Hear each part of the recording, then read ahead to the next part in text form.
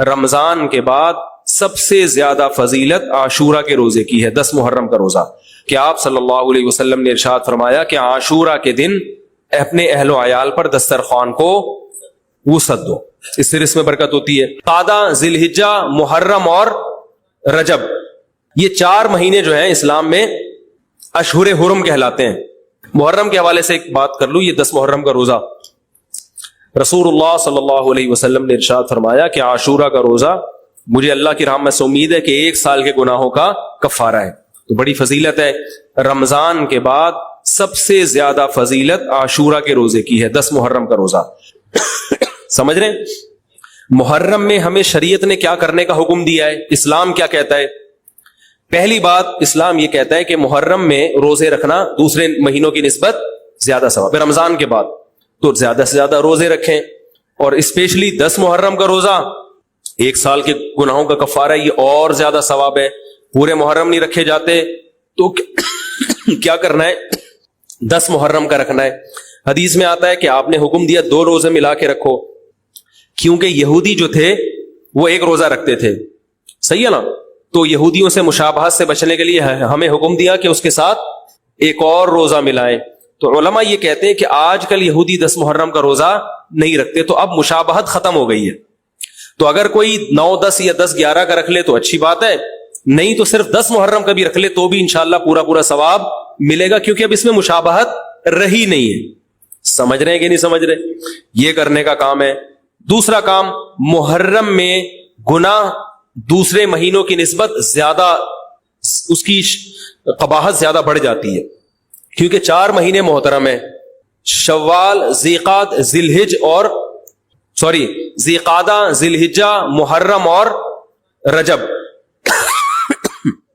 یہ 4 مہینے جو ہیں اسلام میں اشہر حرم کہلاتے ہیں۔ قرآن کہہ رہے فلا تظلموا فیہن انفسکم، اس میں اپنی جانوں پہ ظلم مت کرو۔ یہ ماتم کرنا بھی تو ظلم ہے نا اپنی جان پہ، تو اللہ نے فرمایا ان 4 مہینوں میں اپنی جان پہ ظلم مت کرو، کسی بھی طرح سے ظلم ہو، جسمانی ظلم ہو، روحانی ظلم ہو۔ جسمانی ظلم ماتم کر کے بھی ہو سکتا ہے، اور انگاروں پہ چل کے بھی ہو سکتا ہے، اپنے آپ کو پیٹ کے بھی ہو سکتا ہے۔ روحانی ظلم کیا ہے؟ گناہ کر کا، تو نہ گناہ کرنے کی اجازت، نہ کسی اور طرح سے۔ عام مہینوں میں بھی ظلم کی اجازت نہیں ہے، نہ اپنے اوپر اور نہ کسی اور پر، تو ان 4 مہینوں میں ظلم کی نوعیت بڑھ جاتی ہے۔ سمجھ رہے ہیں؟ یہ ایک محرم کی فضیلت ہے اسلام میں۔ اور تیسری فضیلت جو محرم کی، جو بعض روایات سے ثابت ہے، یعنی جو فضیلت تو نہیں کہیں گے اس کو، جو محرم میں کرنے کا کام ہے، وہ بعض حدیث میں آتا ہے کہ آپ صلی اللہ علیہ وسلم نے ارشاد فرمایا کہ عاشورہ کے دن اپنے اہل و عیال پر دسترخوان کو وسعت دو، اس سے رزق میں برکت ہوتی ہے۔ لیکن یہ جو حدیث ہے یہ ضعیف ہے، سند کے لحاظ سے پاورفل اور مضبوط نہیں ہے۔ بعض علماء نے کہا کہ اس کثرت طرق کی وجہ سے حسن کے درجے کو پہنچ گئی ہے۔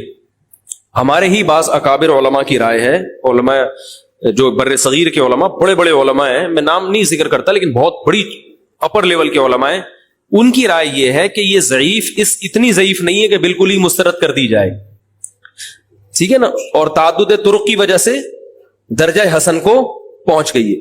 علامہ ابن تیمیہ رحمہ اللہ تعالی، جن کو سعودی عرب میں بہت فالو کیا جاتا ہے، ان کی رائے اور سلفی علماء کی رائے، جو سعودی عرب کے العثیمین، بن باز وغیرہ تھے، ان کی رائے یہ کہ یہ حدیث بالکل صحیح نہیں ہے، اور اس کی کوئی حیثیت نہیں ہے کہ دسترخوان کو وسیع کیا جائے اور عاشورہ کے دن کھانا کھلایا جائے۔ سمجھ رہے کہ نہیں سمجھ رہے؟ لیکن جو دوسری طرف معتدل علماء، معتدل سے مراد میں ان کو برا نہیں کہہ رہا، لیکن وہ انہوں نے حدیث کی جو اگر آپ سندوں کی تحقیق کریں گے تو اس کو بالکل من گھڑت قرار دینا درست نہیں ہے۔ اگر سندوں کی تحقیق کریں گے تو ایسا معلوم ہوتا ہے کہ علامہ ابن تیمیہ رحمہ اللہ تعالی، جو ہمارے لیے قابل احترام ہے، انہوں نے اس حدیث کو رد کرنے میں تھوڑا مبالغہ سے کام لیا، غلو کیا ہے۔ ایسا نہیں ہے کہ بالکل ہی اس کی کوئی ویلیو نہیں ہے، تو ضعیف روایتیں ہیں لیکن کثرت طرق کی وجہ سے درجہ حسن کو پہنچ گئی ہے۔ سمجھنے کہ نہیں سمجھ رہے؟ اس وجہ سے بعض علماء کی رائے، بلکہ جمہور کی رائے یہی ہے کہ محرم میں اگر کوئی اپنے بچوں کو جمع کر کے اچھا کھانا کھلا دیتا ہے 10 محرم کو، اور یہ حلیم شاید یہیں سے نکلا ہے، میں شاید یہیں سے نکلا ہے کہ یوں تو وہ اچھا کھانا ہو جائے گا، تو وہ کہتے ہیں کوئی حرج نہیں ہے۔ لیکن ایک بات جو دوسرے علماء کہتے ہیں جو میری بھی سمجھ میں آتا ہے, بلکہ میں نے پہلے کہیں پڑھا تو نہیں, میرا دماغ اس طرف گیا, لیکن اس کی تائید میں علماء کے فتاوی مل گئے. دیکھو اگر کوئی حدیث ضعیف ہو یا حسن ہو تو صرف حسن ہونا کافی نہیں ہے, یہ دیکھا جائے گا کہ یہ دوسری صحیح حدیثوں سے ٹکرا تو نہیں رہی ہے. یہ بھی ایک فقہ کا اصول ہے کہ اگر ایک کمزور چیز ہے لیکن وہ طاقتور دلیل سے ٹکرا رہی ہے تو پھر اس کمزور چیز کو بالکل رد کیا جائے گا. تو عاشورہ کے دن روزہ رکھنے کا حکم ہے, یہ بالکل بخاری مسلم کی صحیح حدیث سے ثابت ہے. اور جو کھانا کھلانے والی روایت ہے وہ اس ٹکر کی نہیں, اس کو تو ابن تیمیہ جیسے محقق نے بالکل ہی کالعدم قرار دے دیا, بعض عرب علماء نے بھی بالکل کالعدم قرار دے دیا, اگرچہ ہماری رائے ہے کہ بالکل کالعدم نہیں ہے, لیکن بہرحال اس میں محدثین کا بڑا اختلاف ہوا ہے. جبکہ روزہ رکھنے والی جو روایات ہیں وہ بالکل بے غبار ہے, ان کو سب صحیح مانتے ہیں. تو کھانا کھلانا اور روزہ جمع بولو بھائی نہیں ہو سکتا, اس لیے کہ اگر وہ روزے کا دن ہے تو کھانے کا دن نہیں ہے, کھانے کا دن ہے تو روزے کا نہیں. ابن تیمیہ رحمہ اللہ تعالی کی رائے یہ ہے کہ بعض لوگوں نے شیعہ کی مخالفت میں غلو کیا ہے. شیعہ نے اس دن کو چونکہ منحوس بنا دیا 10 محرم کو, تو انہوں نے مخالفت میں اس دن کو ایک سیلیبریٹ کرنے کے لیے نا کھانا کھلانے کا حکم دے دیا کہ ہم منحوس نہیں سمجھتے بلکہ اس کا کیا کریں گے اپوزٹ, کہ کھاؤ اور کھلاؤ. تو انہوں نے کہا یہ بھی غلو ہوا ہے دوسری طرف. بھائی منحوس نہیں ہے, مبارک ہے ہماری نظر میں, لیکن اتنا مبارک کہ اس میں کھانا کھلانا اور یعنی عید والا عنصر, کھانا کھلانا تو عید کے دن ہوتا ہے نا, تو عید نہیں ہے بہرحال. تو یہ بھی بڑی جاندار بات, اگرچہ یہ عقلی دلیل ہے مگر یہ ایسی نہیں ہے کہ بالکل اس کو کالعدم قرار دے دیا جائے. تو اب علماء نے دونوں حدیثوں کو تطبیق کی کوشش کی علماء نے کہ بھئی کھانا بھی کھلاؤ اور روزہ بھی رکھو, افطاری میں کھلا دو, سحری اور افطاری میں. تو بات یہ ہے کہ افطاری میں اگر آپ کھلائیں گے تو وہ 11 محرم شروع ہو چکی ہوگی, وہ 10 محرم بولو بھائی نہیں رہے گی. دوسرا سحری میں جو کھلانے کا مسئلہ ہے نا, سحری میں تو سحری میں جب ہم کوئی کہتے ہیں نا فلاں دن یہ کام کرنا ہے فلاں دن, تو اس سے لغت میں جو ذہن میں متبادر ہوتا ہے نا وہ دن کا وقت ہے, وہ 3:30 پونے 4 کا وقت نہیں ہوتا. یہی وجہ ہے کہ جو لوگ اس حدیث پر عمل کرتے ہیں عاشورہ والی, وہ دن میں کھانا کھلاتے ہیں, دوپہر کے ٹائم لنچ کرتے ہیں. وہ افطاری میں تو ویسے ہی دسترخوان وسیع ہوتا ہے بھوک کی وجہ سے. ارے بابا وہ تو ویسے ہی بچوں کو جب روزہ رکھا ہوا ہے تو اچھا کھلاؤ, سحری اچھی کراؤ, اور افطاری وہ تو ویسے ہی بھوک کی وجہ سے, رمضان میں دیکھو نا کیسے کھلے دسترخوان ہوتے ہیں.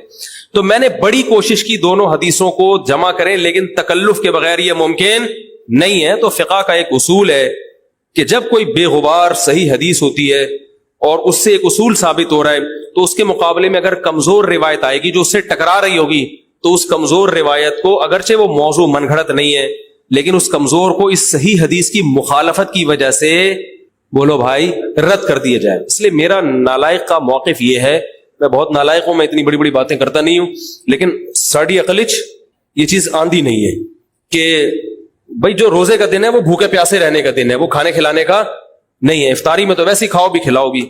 تو اور اس کا نقصان یہ بھی ہوتا ہے کہ لوگوں نے اس کھانا کھلانے کے چکر میں روزے چھوڑ دیے ہیں. سمجھ رہے ہیں, جب حلیم پکے گا تو کون روزہ رکھے گا بھائی, ساری رات گھوٹا لگے گا حلیم کا کہ کل دسترخوان وسیع کرنا ہے, تو پھر روزہ گیا, وہ تو تیل لینے گیا, روزہ کون رکھے گا روزہ. تو وہ حدیث صحیح حدیث کی بالکل اس میں ٹائٹ قسم کی مخالفت ہو رہی ہے, ٹھیک ہے نا. تو نالائق کی رائے, پھر بھی اگر کوئی دوسرے علماء کی رائے کو فالو کرتا ہے تو وہ کھائے بھی کھلائے بھی. میں کہتا ہوں جو مضبوط چیز ہے اس کو لینا چاہیے, جو کمزور چیز ہے اس کو چھوڑ دینا چاہیے. ہمارے حضرت مفتی رشید احمد صاحب رحمہ اللہ ایک بات کہتے تھے کہ جہاں کھانا کھلانے کی حدیث آئے گی نا وہاں مسلمان اس کو لے ہی لے گا. کھانے پینے کی جہاں بات آئے گی مسلمان کیا کرتا ہے, وہ کہتا ہے بھائی یہ صحیح ہے, یہ بالکل صحیح حدیث ہے, ٹھیک ہے نا. وہ کیا کرتا ہے, جن علماء کی تحقیق ہے وہ تو تحقیق سے کہہ رہے ہیں, لیکن عام پبلک کی عادت یہ ہوتی ہے کہ فتویٰ بھی اسی کا فالو کریں گے جہاں کھلانے کا تذکرہ. تو اب ہمارے کہتے جہاں کھانا کھلانے کی بات آئی مسلمان کہتا ہے بس یہ بالکل صحیح بخاری کی طرز پر, یہ بخاری کی شرط پر یہ حدیث. تو بھائی بھوکا رہنا عبادت ہے, بھوکا رہنا سنت ہے. بچوں کو تو ویسے ہی کھلاؤ, عاشورہ ہو یا نہیں ہو, اور سحری افطاری کرا دو, اچھی سی روزہ رکھواؤ, اور جو بالکل چھوٹے بچے ہیں وہ تو ویسے ہی کھاتے ہیں. تو اس لیے, اور پھر اس کا نقصان کیا ہو رہا ہے, حلیم کے گھوٹے لگ رہے ہیں پوری پوری رات بیٹھ کے, اس کے الگ نقصانات ہیں, سبیلیں لگ رہی ہیں. حضرت حسین رضی اللہ تعالیٰ عنہ تو کربلا میں شدید گرمی میں بھوکے اور پیاسے اپنی جان دیتے ہیں, اور یہاں ہم کیا کر رہے ہیں, کھانا کھا رہے ہیں, اب دیگیں پکا رہے ہیں, شربت پی رہے ہیں. تو یہ بات عقل میں آنے والی نہیں ہے. اور عاشورہ کے دن کی مناسبت سے روزہ ہی ہے، وہ روزہ رکھنے کا دن ہے۔ حضرت حسین رضی اللہ تعالی عنہ جو کربلا میں نکلے تو محرم ہونے کی وجہ سے تھوڑی نکلے تھے، تو سیاسی حالات کو درست کرنے کی نیت سے نکلے۔ وہ محرم ہوتا تو بھی جاتے، سفر ہوتا تو بھی جاتے، ربیع الاول ہوتا تو بھی جاتے، رمضان ہوتا تو بھی جاتے۔ اس کا محرم سے کیا تعلق ہے؟ جس چیز کو آپ نے حق پہ سمجھا اس کے لیے آپ نے خروج کیا، اس کے لیے اپنی گردن کٹا دی، غیرت کی شہادت کو ذلت کی زندگی پر ترجیح دی، پورا خاندان کٹوا دیا، مگر غیرت پر سودا نہیں کیا۔ تو اگر یہ سفر میں آپ کو موقع ملتا تو آپ سفر میں نکلتے، ربیع الاول میں موقع ملتا تو ربیع الاول میں نکلتے، رمضان میں ملتا تو رمضان میں نکلتے۔ ہمیں کیا کرنا ہے؟ چاہے محرم ہو، چاہے سفر ہو، چاہے ربیع الاول ہو، چاہے ربیع الثانی ہو، جمادی الاولی، جمادی الثانیہ، رجب، شعبان، رمضان، ہمیں حکم یہ ہے کہ شریعت نے ہمیں جو حکم دیا ہم اس سے تجاوز نہ کریں۔ اسلام کیا آرڈر دیتا ہے ہمیں؟ اسلام ہمیں غم کے موقع پہ بھی احکام دیتا ہے اور خوشی کے موقع پہ بھی احکام دیتا ہے، اس سے ہم نے دائیں بائیں نہیں ہونا۔ الذین اذا اصابتهم مصیبة قالوا انا للہ وانا الیہ راجعون۔ اہل ایمان کی علامت ہے جب انہیں کوئی مصیبت پہنچتی ہے تو کیا کہتے ہیں؟ ہم اللہ ہی کے لیے ہیں اور ہم نے لوٹ کر اللہ ہی کی طرف جانا ہے، یہ کہہ کے صبر کرتے ہیں۔ دیکھو مصیبت کے موقع پہ آپ کے پاس دو آپشن ہیں، یہ قرآن نے دی ہیں۔ ایک انتقام، انما السبیل علی الذین یظلمون الناس، فرمایا جو کسی پہ ظلم کرے گا اس پہ گناہ ہوگا، جو ظلم کا بدلہ لے گا اس پہ گناہ نہیں ہوگا۔ وجزاء سیئۃ سیئۃ مثلھا، قرآن کہہ رہا ہے برائی کا بدلہ اسی کے بقدر برائی۔ یہ بھی آپشن آپ کے پاس ہے، کسی نے آپ کے ساتھ ظلم کیا، زیادتی کی، آپ ظالم سے بولیں بدلہ لیں، آپ اجازت دی۔ تبھی تو قرآن نے کہا کوئی کسی کو قتل کر دے، فقد جعلنا لولیہ سلطانا فلا یسرف فی القتل، اللہ کہتے ہیں ہم نے مقتول کے وارث کو اجازت دی ہے کہ قاتل سے بدلہ لے لے، ہم نے اس کو یہ قدرت دے دی ہے، ہم نے طاقت دے دی ہے، ہم نے اجازت دے دی ہے۔ بین الاقوامی لاء تو کہتا ہے کہ قاتل کو آپ قتل نہیں کر سکتے، اس کو یہ ہوگا، عمر قید ہوگی۔ اللہ کہتے ہیں نا نا نا نا، کسی کے باپ کو قتل کر دیا گیا، بیٹے کو پرمیشن ہے کہ وہ قاتل سے قصاص لے، حکومت اس میں تعاون کرے گی، قصاص تو یہی لے گا۔ حکومت کا کام ہے قاتل کو پکڑ کے مقتول کے وارث کے حوالے کرنا، بتا بھائی چھوڑنا چاہتا ہے یا مارنا چاہتا ہے، حکومت کا یہ کام ہے۔ حکومت چھوڑ نہیں سکتی آپشن، کیونکہ گورنمنٹ کا بندہ نہیں گیا ہے، بندہ تو جس کا گیا اس کو تکلیف ہوئی ہے نا۔ جو سیکولر حکومتیں ہیں وہ انسانوں کو اپنا غلام سمجھتی ہیں، حالانکہ وہ دعویٰ کرتے ہیں کہ ہم انسانوں کو غلامی سے نکال رہے ہیں۔ اسلام کہتا ہے کسی کے غلام نہیں ہے، کوئی حکومت کا غلام نہیں ہوتا، حکومت کا کام مینجمنٹ ہے اور لوگوں کو ظلم کا بدلہ دلانا ہے، عدل و انصاف فراہم کرنا ہے۔ دنیا نے کیا کیا؟ قانون سازی کر کے انسانوں کے اوپر تھوپ دی ہے۔ وہ کیا کیا تھوپی ہے وہ ایک لمبی کہانی ہے، کہ دعویٰ تو یہ ہے کہ ہم آزادی، انسان کو آزاد کر رہے ہیں، آزاد نہیں کر رہے، سب کی غلامی سے نکال کے اپنا غلام بنا رہے ہیں۔ عورت کو شوہر کی غلامی سے نکالا، ریاست کا غلام بنا دیا۔ شوہر جو باپ پہ خرچ کرتا، بیوی پہ خرچ کرتا، بولا نہیں باپ بیوی پہ خرچ نہیں کرو، ایک دھیلا بھی تم پہ، ہمیں ٹیکس دو، 40% ہمیں دو اپنی تنخواہ کا، 1 لاکھ کما رہے ہو 40,000 ہمیں دو، ہماری مرضی، پھر ہم تمہارے باپ کو اولڈ ہاؤس میں کتنا دیں اور تمہاری بیوی کو ہم کتنا دیں، یہ ہماری مرضی، ہمارا ہیڈک ہے، تمہارا نہیں ہے۔ یہ اسلام ریلیشن کا قائل ہے، ریلیشن شوہر بیوی کا ریلیشن ہے، شوہر بیوی پہ خرچ کرے گا تاکہ بیوی اس سے محبت کرے، بیٹا باپ پہ خرچ کرے گا تاکہ باپ اپنے بچوں کو شوق سے پالیں گے، یہ بڑھاپے میں ہمارا سہارا ہے۔ آپ نے سارے ریلیشن ختم کر کے لوگوں کو غلام بنا دیا، کس کا؟ ریاست کا۔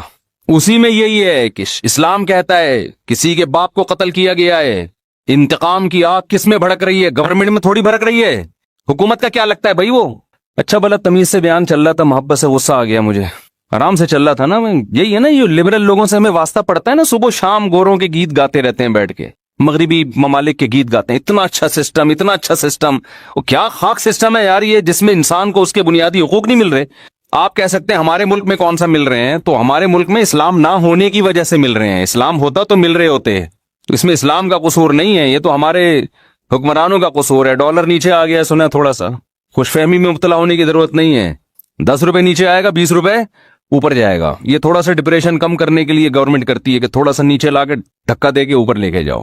تو یہ سیٹ اپ, خیر یہ ایک الگ تبصرے ہیں. تو اسلام ہے جو آپ کو بنیادی حقوق دیتا ہے. میرے باپ کو اللہ نہ کرے کوئی قتل کر دے, گورنمنٹ کا نقصان نہیں ہے. نقصان کس کا ہے؟ میرا انتقام کی آگ مجھ میں بھڑکتی ہے. اس کا نقصان یہ ہوتا ہے کہ میں قاتل کو تلاش کروں گا, وہ نہ ملے اس کے بھائی کو مار دوں گا, وہ نہ ملے اس کے ماموں کو مار دوں گا, جو ہوتا ہے قبائلی علاقوں میں. اسلام نے اس پہ پابندی لگا دی. نا نا نا نا نا نا. اللہ کہتے ہیں فقط جعلنا لولیہ سلطانا, دیکھو ہم نے تمہارے جذبات کا خیال کیا ہے, ہم نے تمہیں طاقت دی ہے کہ قاتل سے بدلہ لوگے تمہیں گناہ نہیں ملے گا. اب جب ہم نے تمہیں تمہارا حق دے دیا تو اب حد سے تجاوز نہ کرو. کیا مطلب؟ قاتل کے علاوہ کسی اور سے بدلہ لینے کی کوشش نہ کرو. اس نے آپ کا ایک مہمان مارا, آپ نے کہا ہم اس کے 2 مہمان ماریں گے. یہ کام وہ ایک پنجاب والا چلا گیا نا, پنجاب والا چلا گیا وزیرستان میں, وہاں قبائلی لڑائیاں ہو رہی تھیں, تو وہ کہیں باہر اس کو چارپائی پہ سلا دیا انہوں نے. تو اس کو ڈر لگ رہا ہے یار ان کی تو دشمنی اٹھا اٹھا کی رات کو آوازیں آتی, مجھے کو مار بور کے نہ چلا جائے. اس نے دروازہ بجایا, بھائی مجھے اندر سلا. اس نے کہا کیوں, گھبرا کیوں رہا ہے؟ اس نے کہا مجھے ڈر ہے آپ لوگ کی دشمنیوں میں نہ مارا جاؤں. اس نے کہا فکر نہ کرو, وہ ہمارا ایک مہمان مارے گا, خدا کی قسم اس کا 10 مہمان مارے گا. اس نے کہا بھائی اس کا تم 10 مارو 20 مارو, ہم تو مر گئے نا, ہم تو گئے کام سے. تو دیہاتی علاقوں میں چاہے بلوچستان ہو, چاہے اندرون سندھ ہو, چاہے کے پی کے ہو, چاہے پنجاب ہو, یہی ہوتا ہے. جہاں قانون نہیں ہے وہاں کیا ہے, قاتل نہ ملے تو جو ملے اس کو مار دو. قرآن اس سے منع کر رہا ہے. نا نا نا نا نا. دیکھو ہم نے تمہیں رائٹ دیا, گورنمنٹ نہیں دیتی ہے. گورنمنٹ کہتی ہے نہیں, اتنے لمبے کیسز چلتے ہیں, مقدمے چلتے چلتے چلتے چلتے پھر جج پیسے کھا کے. ایسا بھی ہوتا ہے, جو ججز بیان سن رہے ہیں ان کے علاوہ کی بات کر رہا ہوں. تو انصاف نہیں ملتا انسان کو. عمر قید تو ہے ہی نہیں اسلام میں, لمبی جیل میں ڈال دیا, وہ اور بڑا مجرم بن کے آئے گا. وہ کھانے پینے سے گیا. یہاں کتنا اچھا قانون بنایا کہ قاتل کو پکڑ کے حکومت کیا کرے گی, باپ کو مارا ہے تو بیٹے کے حوالے, شوہر کو مارا ہے تو بیوی کے حوالے, لے بھائی اپنے میاں کا بدلہ لے لے. اور اگر دیت لے کے چھوڑنا چاہے تو اس کا بھی آپشن تیرے پاس ہے, دیت لے لے, چھوڑ دے اس کو. پھر قرآن نے دیت کی ترغیب دی. وَمَنْ عُفِيَ لَهُ مِنْ أَخِيهِ شَيْءٌ, جس کو اپنے بھائی کی طرف سے معافی مل گئی. یعنی اللہ مقتول کے وارث کو کہہ رہے ہیں قاتل بھی تمہارا دینی بھائی ہے, تو بھائی سمجھ کے چھوڑ دو. ترغیب دی ہے, زبردستی نہیں کی اسلام نے. حالانکہ اللہ تو زبردستی بھی کر سکتا ہے نا کہ چھوڑنا پڑے گا, لیکن اللہ کہہ رہے میں ایسے قانون کیوں بناؤں, حالانکہ وہ خدا ہے, اس کو ہم پہ حق ہے. پھر بھی وہ کہہ رہا ہے کہ ایسے قانون کیوں بناؤں کہ انتقام کی آگ بڑھ کے ان کے دل میں. جو خدا جب ہمارے جذبات کی رعایت کر رہا ہے تو گورنمنٹ کون ہوتی ہے جو رعایت نہ کرے؟ بھائی اللہ حکومت سے بڑا ہے کہ نہیں ہے؟ اس کو ہم پہ زیادہ قدرت ہے. تو قرآن نے کیا کہا, ترغیب دی کہ اس کو کیا کرو, معاف کرو. بہتر یہ معاف کر دو, دیت لے لو, پیسے لے کے چھوڑ دو, اس سے تمہاری غربت دور ہو جائے گی, تمہارا نقصان ہوا اس کی تلافی ہو جائے گی.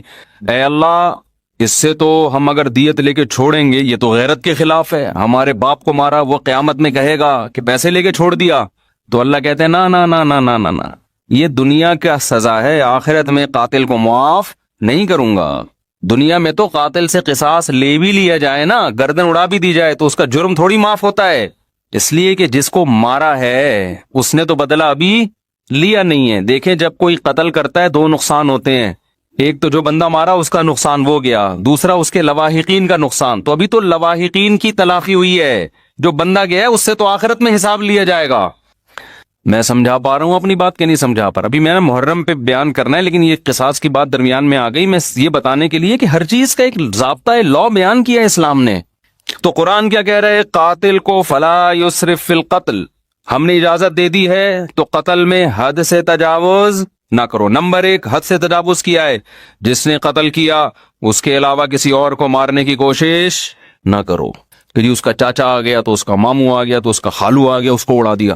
نا نا نا نا. نمبر 2 قتل کرنے میں بھی حد سے تجاوز نہ کرو, اس کو تڑپا کے مت مارو. تبھی حدیث میں آتا ہے لا قواد الا بالسیف, قصاص لیا جائے گا تلوار سے, اس میں تکلیف کم ہوتی ہے. سعودی عرب میں گردنیں اڑائی جاتی ہیں نا, دیکھی ہوں گی آپ نے, اب تو وہاں بھی آہستہ آہستہ کم ہو رہا ہے. اس میں کیا کرتے ہیں, جلاد ادھر ایک تلوار لگاتا ہے گردن پہ پیچھے, جیسے ہی تلوار لگتی ہے آپ کی جتنے بھی کنیکشن ہے نا دماغ اور باڈی کا فوراً ختم، تکلیف کا احساس ختم۔ ادھر قاتل کی گردن الگ ہوئی، قاتل تڑپتا ہوا نظر آتا ہے مگر اسے تکلیف بولو نہیں ہوتی، کیونکہ دماغ اور باڈی کا کنیکشن کیا ہو گیا، ختم۔ تو وہ تکلیف کیسے محسوس کرے گا؟ لیکن دہشت بہت ہوتی ہے، کیونکہ جس طرح اس کی گردن الگ ہو کے گرتی ہے اور جس طرح اس کی لاش تڑپ رہی ہوتی ہے، اس سے لوگوں پر ایک دہشت طاری ہو جاتی ہے اور لوگ قتل سے بچ جاتے ہیں کہ یار ہمارا بھی انجام ہوگا۔ کتنا پیارا حکم ہے کہ جو قتل کا مقصد تھا لوگوں کو بچانا آئندہ جرم سے، وہ مقصد پورا حاصل ہو رہا ہے اور قاتل کو تکلیف کم سے کم دی جا رہی ہے۔ میں سمجھا پا رہا ہوں اپنی بات؟ لیکن جو اسلام مخالف قوتیں ان کا قانون کیا ہے؟ بند کمرے میں لٹکاؤ۔ بند کمرے میں کسی کو عبرت ہوگی ہے بھائی؟ ایک صاحب سعودی عرب سے آئے، بہت پرانی بات ہے، انہوں نے کہا کہ میں نے پہلی دفعہ سعودی عرب میں جب قصاص دیکھا نا، گردن اڑائی، تو میں 2 گھنٹے کانپتا رہا ہوں کھڑے ہوئے۔ بتاؤ جس نے یہ منظر دیکھا ہو وہ خود کسی کو قتل کرنے کی جرت کر سکتا ہے؟ حالانکہ بلوچ تھے، وہ ہمارے دوست تھے اور بڑے مضبوط بلوچ تھے۔ بلوچ تو ویسے ہی مضبوط عام طور پر ہوتے ہیں، بہادر بھی ہوتے ہیں، ان کو وہ کہہ رہے پھر بھی میں کیا کر رہا ہوں، ایسے کانپ رہا ہوں میں۔ تو بتاؤ یہ دہشت کے بعد کوئی ہمت کرے گا؟ لیکن جس کو قتل کیا ہے قصاصاً اس کو تکلیف بولو کم سے کم۔ لیکن جو اسلام مخالف قانون ہے وہ ہے پھانسی۔ بند کمرے میں کیا کرتے ہیں؟ پھانسی لٹکا دیتے ہیں۔ اس میں قتل ہونے والے کو تکلیف اور اذیت بے انتہا ہے۔ گلا گھونٹ کے مارو کسی کو، آپ اپنا گلا گھونٹیں تھوڑی دیر کے لیے، اندازہ ہو جائے گا اس میں کس قدر اذیت ہوتی ہے۔ لیکن عبرت کا پہلو اس میں کیا ہے؟ 0، کیونکہ بند کمرے میں چھپا کے ہوتی ہے۔ ایک نقصان تو یہ۔ دوسرا نقصان، جب کھلے عام قصاص لیا جاتا ہے جو اسلام کا حکم ہے، اس میں معافی کا آپشن بہت زیادہ ہے۔ جو قاتل مقتول ہے نا، اس کے وارثوں کو پبلک کہے گی کہ یار اس کو کیا کرو، چھوڑ دو، ہمیں ترس آ رہا ہے، ساری دنیا کے سامنے چوک پہ بٹھائے ہوئے اس کو گردن اڑانے کے لیے، چھوڑو یار دیت لے کے کیا کرو، بولو نا معاف۔ اس وقت زیادہ ترس آتا ہے لوگوں کو، اس بات کا امکان ہے کہ قاتل معاف کر دے۔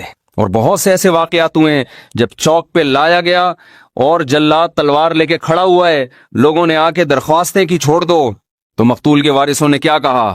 معاف کیا۔ بہت ہیں بند کمرے میں پھانسی میں یہ حکمت۔ یار نہیں بول رہے رفیع بھائی، پولیس لے کر آؤ۔ جملہ آپ کو جو سینٹنس جو ہے جملہ کمپلیٹ کیا کریں، جس سے مجھے احساس ہوتا ہے کہ دیکھو میں پوری بیداری کے ساتھ بیان کر رہا ہوں۔ 1.5 پراٹھے کھا کے بیٹھا ہوں میں یہاں پہ، مجھے ڈاکٹر کہہ رہے ہیں کہ نہیں پراٹھے نہیں کھاؤ، یہ عمر پراٹھوں کی نہیں ہے، کوئی بھی عمر نہیں ہے پراٹھوں کی۔ لیکن اگر ناشتے میں پراٹھے نہ ہوں تو وہ بیان ایسا مرجھایا ہوا ہوتا ہے، پھر جیسے آپ بیٹھے ہوئے ہیں نا، پھر میں ویسے بیٹھا ہوا ہوتا۔ تو اس کی ہم نے تلافی یہ کی ہے کہ بھائی صبح پراٹھے کھا لو، دوپہر کا کھانا نہ کر دو، کیا خیال ہے؟ اس کی تلافی اس طریقے سے پراٹھے چھوڑ دیں، دنیا چھوڑ دے آدمی، ناشتے میں اس کے بغیر مزہ نہیں ہے۔ کھائے تو مزے کی چیزیں نا، ڈاکٹر لوگ جو ڈائٹنگ پلان بناتے ہیں اس میں تو انسان کے زندگی کے مزے، آپ دیکھو کیٹو ڈائٹ کے نام سے آج کل آ رہا ہے کہ صبح یہ کھائیں، پالک کے اتنے پتے کھا لیں، ہم بکری کو کھلاتے ہیں پالک کے پتے، اتنا پودینہ اس میں اتنے ٹماٹر ڈال کے چاٹ بنا کے کھا لیں اس کو، اور پھر دوپہر کو آپ نے تھوڑے سے پتہ نہیں کیا کرتے ہیں وہ یہ کھا لیں 2 انڈے، اور یہ رات کو آپ تھوڑا سا گوشت، وہ بھی نمکین بالکل سوکھا، اس سے آپ کی صحت بہت اچھی ہو جائے گی۔ تو کرنا کیا ہے بھائی ایسی صحت کے اچھے کر کے؟ کیا خیال، زندگی لمبی ہو جائے گی آپ کی۔ پتے کھا کے 90 سال جینے سے بہتر ہے